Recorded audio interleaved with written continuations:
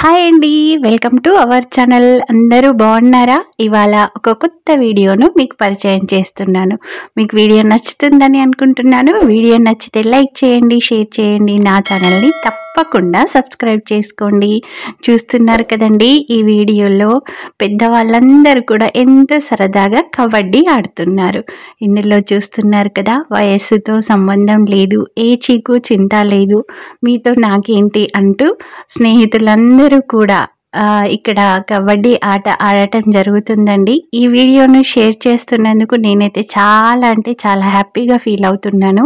నేను ఒక 10 టైమ్స్ అయితే ఈ వీడియోని చూశానండి. ఇప్పుడున్నటువంటి ఈ టెన్షన్, బిజీ లైఫ్ ఇదంతా పక్కన పెట్టేసి ఈ వీడియోను మీరు కూడా 1కి 4 సార్లు చూసి చాలా ఎంజాయ్ చేస్తారని ఎక్స్పెక్ట్ చేస్తున్నాను. చూస్తున్నారు కదండి, వీళ్ళు వయసులోనే పెద్దవాళ్ళు. వీళ్ళు చేస్తున్నటువంటి సరదా అంతా ఇంత కాదండి. చిన్నప్పటి జ్ఞాపకాలన్నీ కూడా తెచ్చేసుకొని ఎంతో అంటే ఎంతో సరదాగా ఇక్కడ కబడ్డీ ఆడుతున్నారు. వీళ్ళు ఆడుతున్నటువంటి ఆటలో ఇక్కడ నో లిమిట్స్, నో అవుట్స్, ఇంకా నో టైమింగ్స్ అండి. సరదాగా అయితే ఆట ఆడేస్తున్నారు.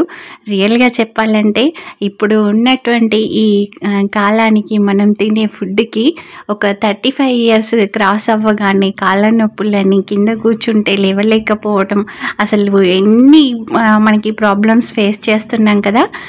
సరదాగా ఈ పెద్దవాళ్ళని చూస్తుంటే చాలా అంటే చాలా సరదాగా అనిపించిందండి.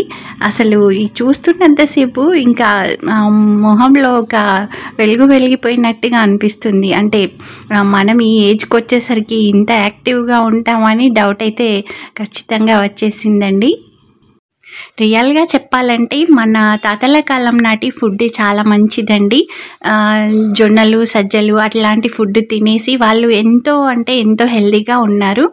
ఇప్పుడు మనం తినే ఫుడ్కి ఇంకా నేనేం చెప్పనవసరం లేదు. ఇప్పుడు వెళ్తున్నటువంటి అవ్వని చూస్తూ ఉంటే ఎంత సరదాగా ఉందంటే అస్సలు మాటల్లో చెప్పలేను. కబడ్డీ కాదండి, ఇక్కడ వాళ్ళ ఫ్రెండ్స్ని ఇంకా కౌగిలించుకోవడానికి వెళ్ళినట్టుగానే ఉంది. ఇదండి ఇవాల్టి వీడియో. మీకు నచ్చితే లైక్ చేయండి, షేర్ చేయండి.